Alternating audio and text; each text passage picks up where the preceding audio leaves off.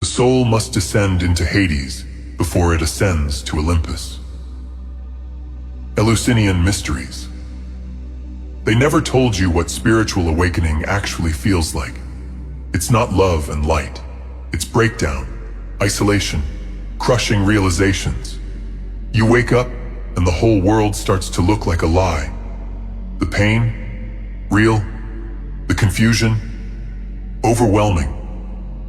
But you're not alone, because when your soul begins to crack open, the gods take notice.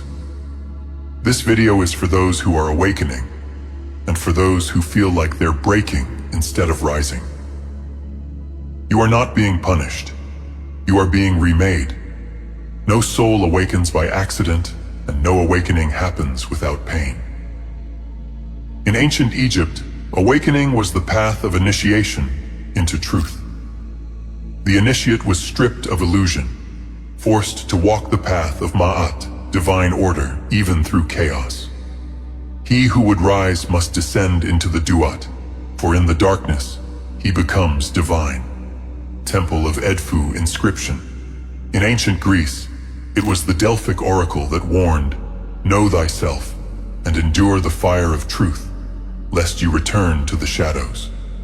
In the Vedas, awakening was never soft. The soul, caught in slumber, must be shaken by fire and storm. From this pain, it returns to Dharma. Rig Veda. The moment your eyes open to the lies of the world, you become a danger to the system, and the gods protect those who step into this fire. But it is earned, not handed. Most people will never awaken. They will die as sleepwalkers. They will never ask why they exist. They will never question the poison in their own minds. But you did, and that has a cost. Spiritual awakening is not a comfortable process.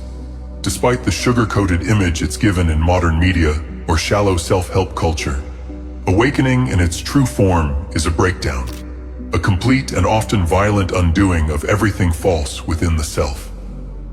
It is not a retreat into comforting beliefs or pleasant fantasies, but rather an uncompromising confrontation with truth, with reality, and with one's own internal contradictions. For many, the process begins with a collapse. A personal collapse, a spiritual collapse, or even a full existential crisis. This collapse is not a failure. It is not an error. It is the natural consequence of a soul beginning to wake up in a world that has been constructed to keep it asleep. When one begins to realize that almost everything they've been taught is a distortion, a lie, or a mechanism of control, shock and pain are inevitable. The modern world is hostile to spiritual awakening. It is constructed in such a way that the very idea of looking within, asking deep questions, or seeking higher truths is ridiculed, pathologized, or worse, medicalized. Society teaches individuals to suppress all emotion, all pain, all natural inner rebellion.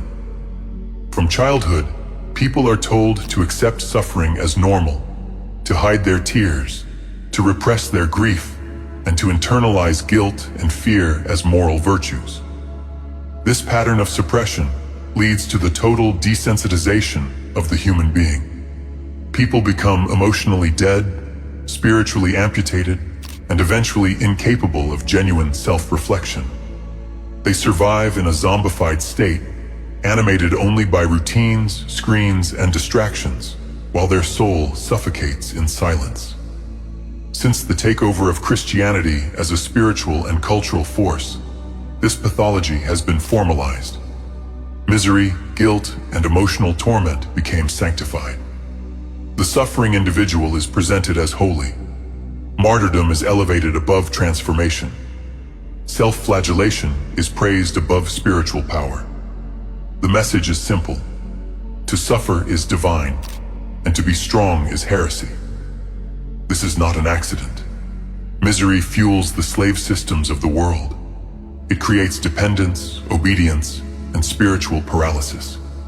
And when the soul begins to rebel against this condition, when the process of awakening begins, Modern systems provide two controlled outlets. One is to be numbed with medication, to suppress the symptoms of awakening until they implode in private, or else result in permanent sedation. The second is to explode destructively, to embrace ideologies of resentment and rage. The Abrahamic Jewish structure of world control depends on this dynamic. Whether through religion, culture, or ideology, their primary tool is to redirect the pain they have caused back upon the people themselves. They turn suffering into identity, trauma into culture, and victimhood into a lifestyle. In this way, not only is the population kept spiritually weak, but they are also conditioned to defend the very systems that destroy them. But this entire process can be interrupted, and that interruption is the true meaning of awakening.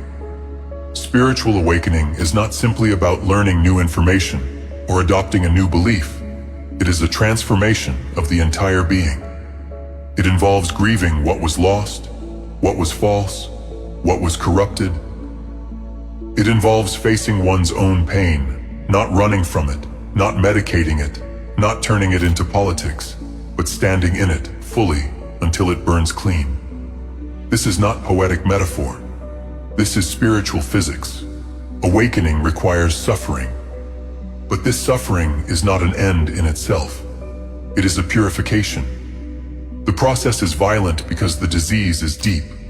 A person must go through their inner underworld, what the Egyptians called the duat, what the Greeks expressed through the myths of Hades and Catabasis, and what the Vedic texts described as the karmic purification through lifetimes of discipline. This is the fire through which falsehood is burned and the soul is revealed. The mythologies of all high civilizations reflect this. In ancient Egypt, the initiate entered the temple blindfolded and terrified, subjected to trials meant to break the ego and reveal the essence. In Greece, the Eleusinian mysteries revolved around descent into the underworld and ascent reborn. The hero's journey always requires death before rebirth, not physical death, but the death of illusion. In the Vedas, awakening is impossible without tapas, spiritual heat, self-inflicted for the purpose of refinement. This is what society today teaches you to avoid.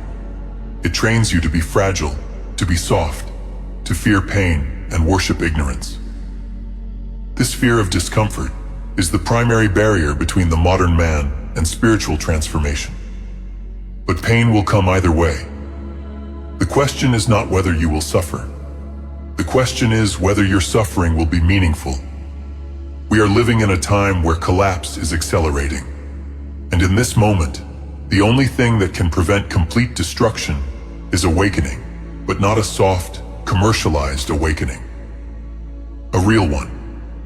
The truth is, many who are going through this now feel alone. They feel mad. They feel broken.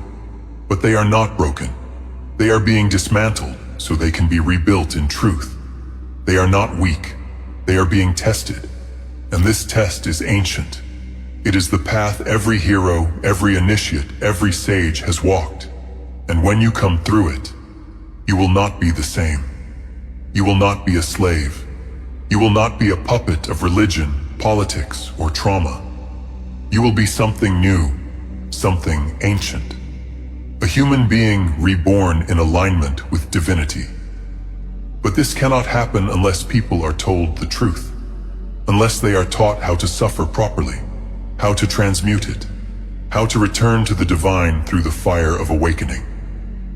That is why education, spiritual education, is the most urgent duty of this era. We do not have unlimited time. The collective breakdown is underway, but it is not too late to reverse course. It begins with the individual, with you. If you are waking up, do not run, do not numb, do not burn down what's around you in hatred. Take your pain and put it through the forge. Let the fire cleanse you. Let the truth remake you. And in that moment, know this: you are not alone. The gods are watching. They are near. and they are waiting for you to rise. Deep within the structure of the soul, it remembers. It remembers that in ancient times, the gods were the first ones called in crisis. Not because they stopped the pain, but because they taught how to walk through it. Not because they prevented death, but because they taught the meaning of it. Not because they erased suffering, but because they turned it into transformation. This is where true spirituality often begins. Not in joy, but in despair. The soul that has been shattered finally becomes still. And in that stillness, something ancient speaks. For some, the awakening begins at rock bottom, when there is nowhere else to go, when the world has turned its back, when the systems of man have failed, and there is nothing left. A quiet light breaks through the darkness. That light is them, the gods.